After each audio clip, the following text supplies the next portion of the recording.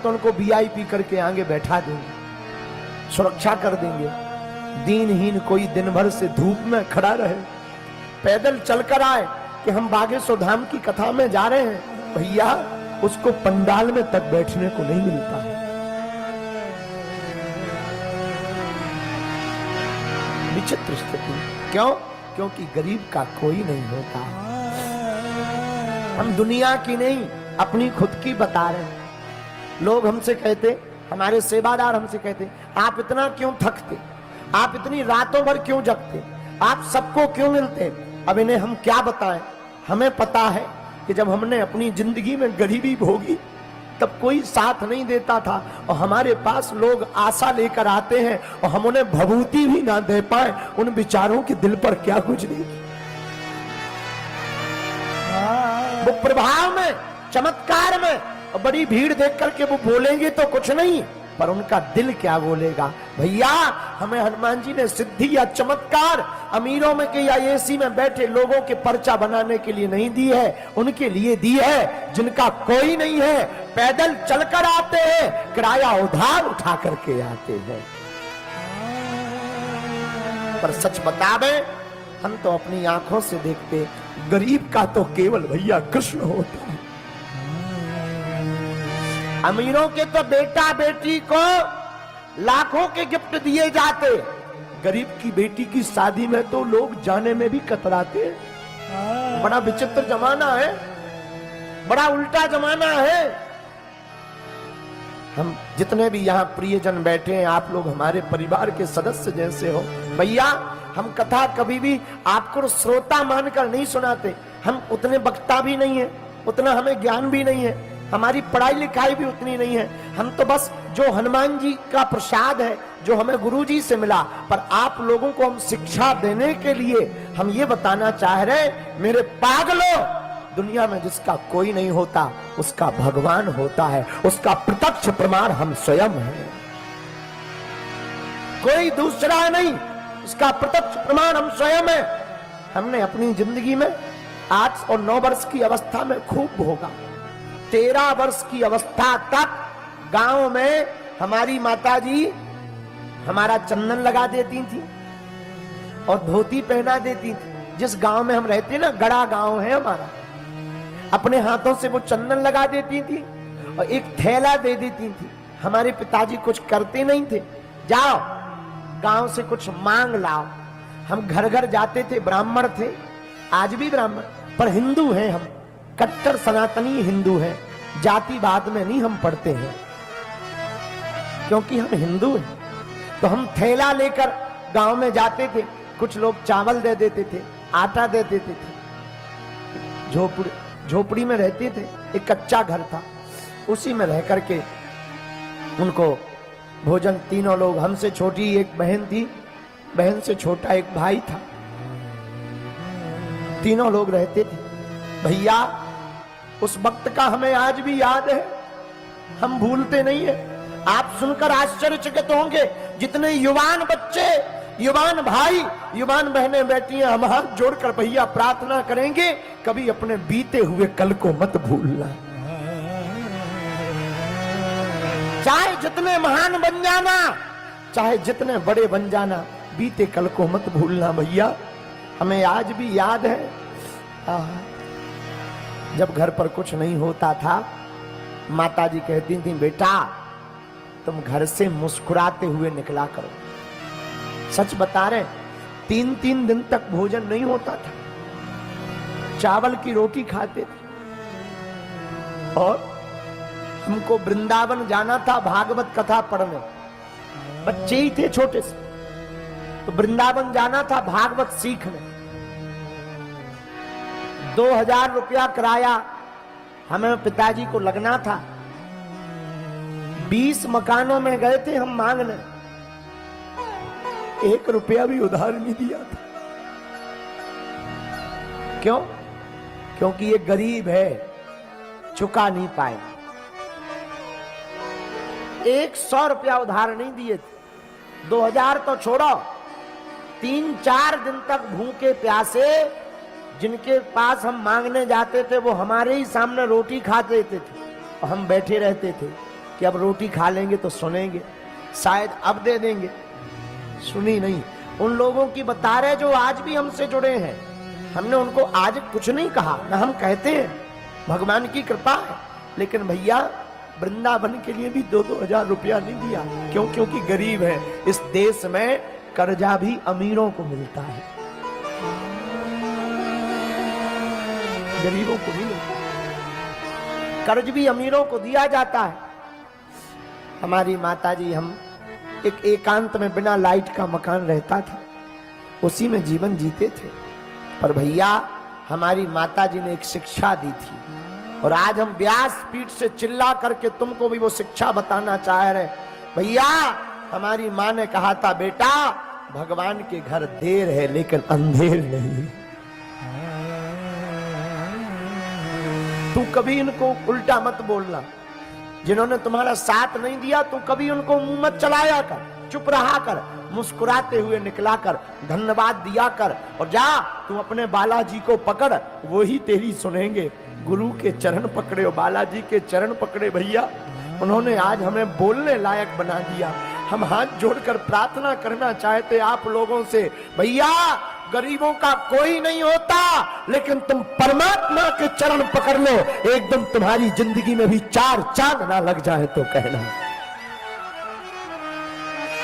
एक दिन तुम्हारा जीवन भी अद्भुत ना हो जाए तो कहना, पर उनके चरण पकड़े रहना, उन्हें छोड़ना नहीं। और जितने अमीर यहां बैठे, हमने अपनी बहन की शादी में भोगा, हमने भोजन में भोगा। भैया हमारे जीवन में जब भी 2 रुपया चढ़ता है, हम इन सेवादारों को तो नहीं लगता, लेकिन हमारे पास जब भी 2 रुपया या 50 रुपया कोई चढ़ा जाता, हम सुरक्षित रख लेते। क्यों? कम से कम एक व्यक्ति का भंडारा बागेश्वर धाम पर हो जाएगा।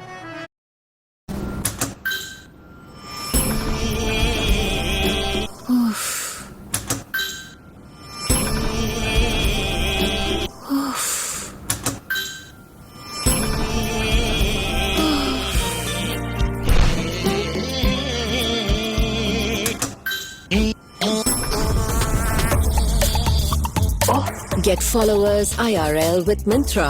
50,000 plus new trends dropping weekly. लोगों को लगता है हमारा हवा बना दिया। अरे बाबा तो बड़ा है, बड़ा नाम है, बड़े बड़े मुख्यमंत्री चेला हैं, बड़ी बड़ी चीजें हैं। भैया हम आज भी वही हैं। कथा से हमें दक्षिणा मिलती है, इसमें कोई संदेह नहीं।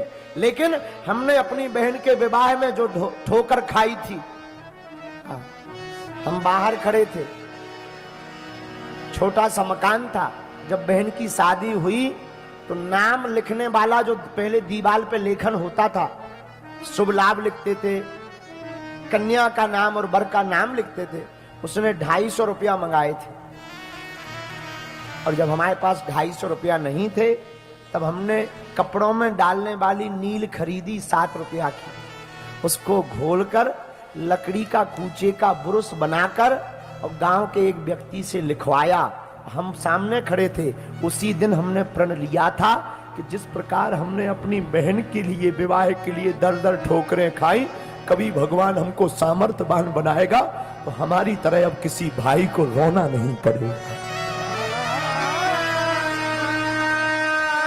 बस उसके बाद हनुमान जी ने बाहें पकड़ ली, और आपकी कृपा से हर साल महाशिवरात्रि पर 100-150 उन बेटियों का घर बस जाता जिनके माता पिता और भाई नहीं होते। कथा में कुछ मिल जाता हमको, कुछ चरोत्री में मिल जाता है, कुछ हमारी मंदिर की दान पेटी में आ जाता है। भगवान की कृपा है, हमको हाथ नहीं फैलाने पड़ते। बीच बीच में जरूर थोड़ी थोड़ी दिक्कत जाती, लेकिन भगवान कृपा कर देते। इंदौर के प्रियजनों, आप हमारे परिवार के सदस्य हो। यह बातें बताकर हमें तुमसे कुछ चाहिए नहीं, हम ये प्रार्थना करना चाह रहे कि तुमने अगर अपनी जिंदगी में भोगा हो तो तुम परेशान मत होना। हम जब तक जिएंगे तुम्हारे लिए हमारा दरवाजा खुला है।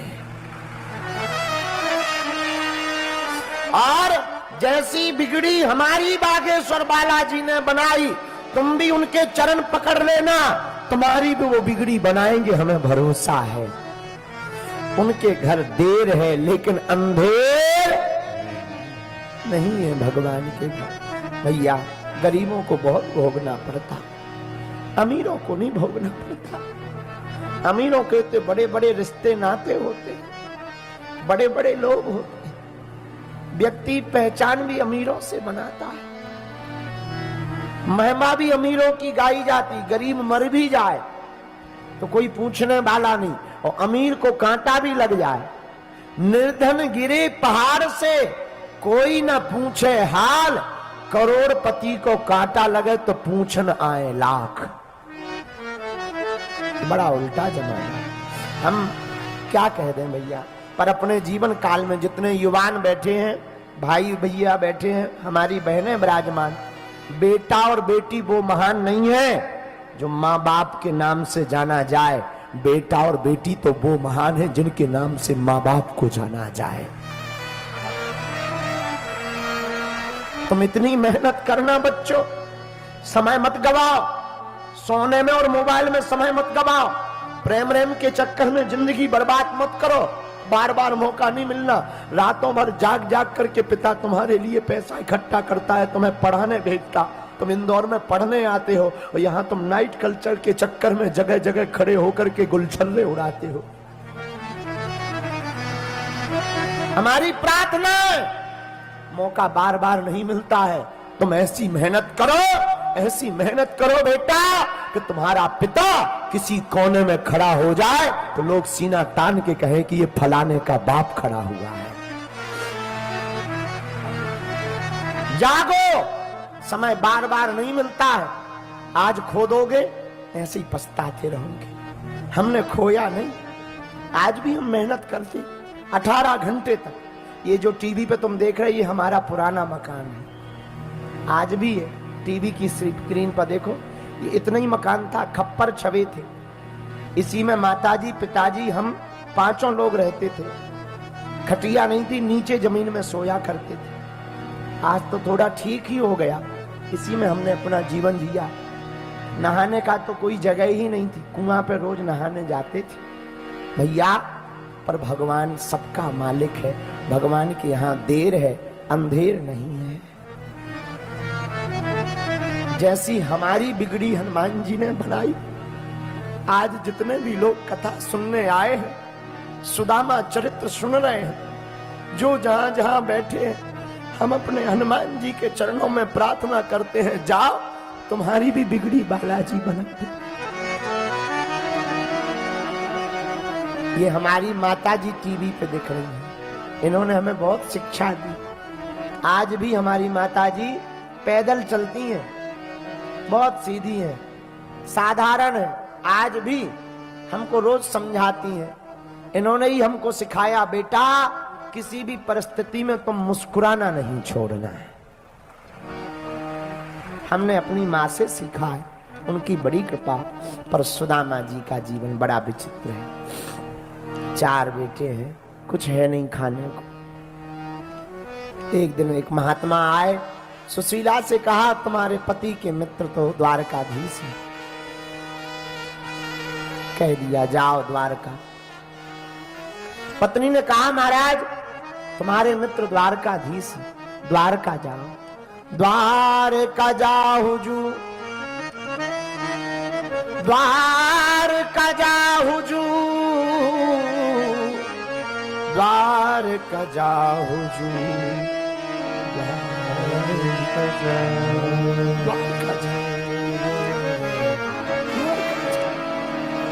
वहां द्वारकाधीश वो कुछ दे देंगे, उनके पास जाओ, उनके पास जाकर के मिले आओ। सुदामा जी बोले देवी मित्र के घर खाली हाथ नहीं जाना चाहिए। गुरु के घर, मित्र के घर, राजा के घर और भगवान के घर खाली हाथ नहीं जाना चाहिए। जो खाली हाथ जाता है वो खाली हाथ आता है, कुछ ले जाना पड़ेगा। और देवी जी हमारे पास तो कुछ है ही नहीं, हम भगवान के पास क्या ले जाए।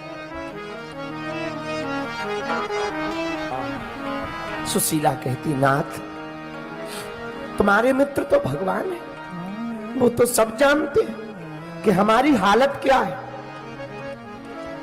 हाँ, पर एक बात बोले, इंदौर के पागलों, भगवान के पास ले जाने के लिए कुछ ना हो ना, तब भी तुम परेशान मत होना, अपने आंखों के आंसू ही भगवान के चरणों में चढ़ा कर आ जाना। पुष्प को चढ़ा कर आ जाना, फूल को चढ़ा कर आ जाना,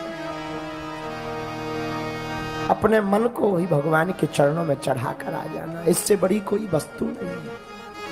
सुदामा की पत्नी सुशीला ने कुछ घरों से चावल उधार मांगे, अपनी के साड़ी के पल्लू को फाड़ दिया। पुरानी साड़ी थी, तुरंत फट गए, सड़ी हुई थी, बांध दिया, ले जाओ। जा तो रहे हो, भगवान से हमारी प्रार्थना कर देना। क्या?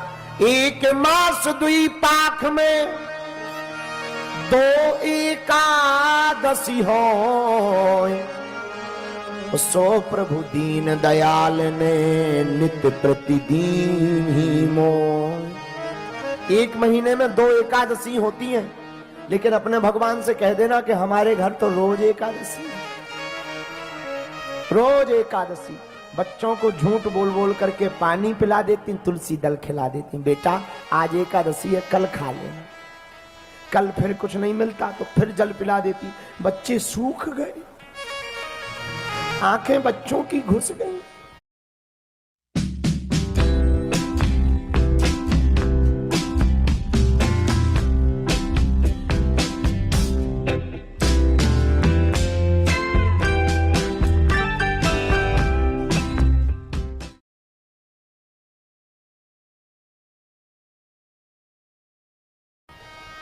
शरीर सूख गया। बच्चे कहते हैं अब तो रो रो करके, फूट फूट करके, माँ आखिर ये एकादशी कितने दिनों तक रहती है? कब तक एकादशी रहेगी? बिचारी सुशीला आंखें टेढ़ी करके फूट फूट करके रोने लगती। क्या जवाब दे बच्चों को? गरीब के माता पिता ही जानते हैं कि त्योहारों पर उनके दिल में क्या गुजरती है। जब दूसरों के बच्चे पटाखे फोड़ते, तरह तरह का पकवान खाते, मेला में जाते, गरीब का तो बच्चा माता पिता जानते कि वो अपने बच्चों को कैसे बचा के रखते। जवाब नहीं दे पाते, उत्तर नहीं दे पाते।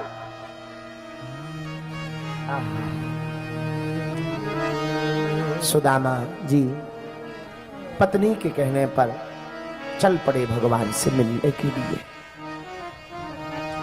चले श्याम सुंदर से मिलने सुदामा, चले श्याम सुंदर से मिलने सुदामा, चले श्याम सुंदर से मिलने सुदामा, चले श्याम सुंदर से मिलने सुदामा, चले श्याम सुंदर से मिलने सुदामा, गाते चले मन में हरे कृष्ण राम, गाते चले मन में हरे कृष्ण राम। जितने लोग यहाँ तीनों पंडालों में बैठे हैं, तुम भी चलो द्वारकाधीश से मिलने। आओ हम तुम भी अपनी जिंदगी के दिन बदल लेते हैं। दोनों हाथ उठा के गाओ। चले श्याम सुंदर से मिलने सुदामा, चले श्याम सुंदर से मिलने सुदामा, गाते चले मन में हरे कृष्ण राम, गाते चले मध में हरे कृष्ण राम, गाते चले मन में हरे कृष्ण राम, गाते चले मध में हरे कृष्ण राम।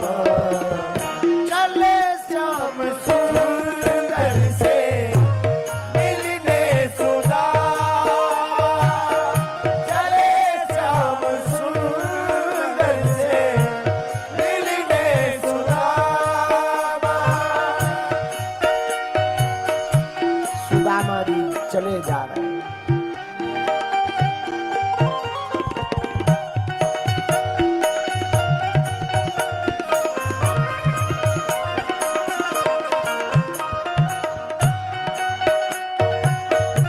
दोनों हाथ उठाकर चलो तुम भी द्वारका।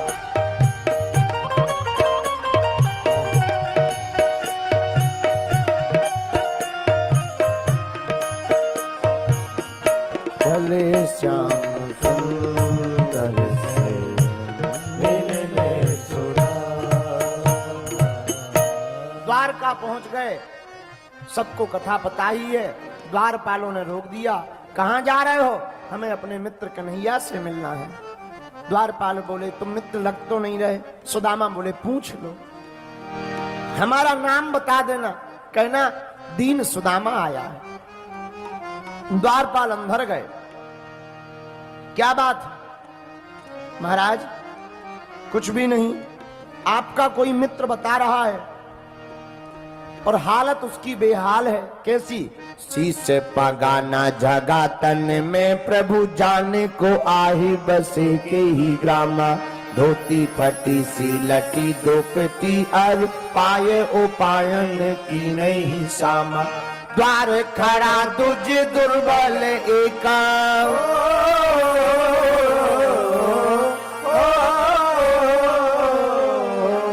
द्वार खड़ा दुज दुर्बल एक, रहो चक सौ वसुधा अभिरामा। पूछत दीन दयाल को धाम बतावत आपनो नाम सुदामा। पूछत दीन दयाल को धाम बतावत आपनो नाम सुदामा। और जहां द्वारपाल ने कहा अपना नाम सुदामा बता रहे, तो सुनते ही दौड़े चले आए मोहन। लगाया गले से सुदामा को मोहन हो। लगाया गले से सुदामा को मोहन। हाँ, सुनते ही दौड़े चले आए मोहन। लगाया गले सुदामा को मोहन हो। लगाया गले सुदामा को मोहन। हुआ रुक्मणी को बहुत ही अचंभा। हुआ रुक्मणी को बहुत ही अचंभा। ये मेहमान कैसा अजीब आ गया है। ये मेहमान कैसा अजीब आ गया है। अरे द्वारपालो कन्हैया से कह दो। अरे द्वारपालो कन्हैया से कह दो कि मिलने सुदामा गरीब आ गया है। कि दर पे सुदामा गरीब आ गया है।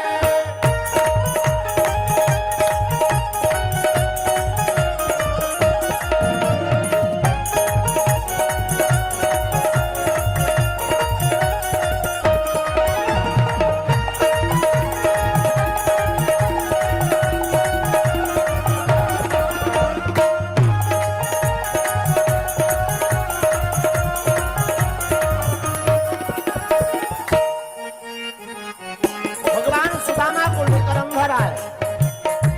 हाँ, बराबर में अपने सुदामा बिठाए।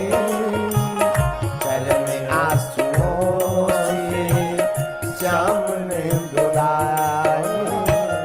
चरण आंसुओं से श्याम ने बुलाए। बराबर में अपने सुदामा बैठाए।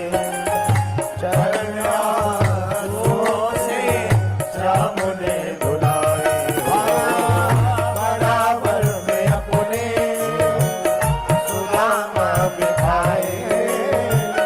चरण आंसुओं से श्याम ने बुलाए। चरण आंसुओं से घबराओ प्यारे, जरा तुम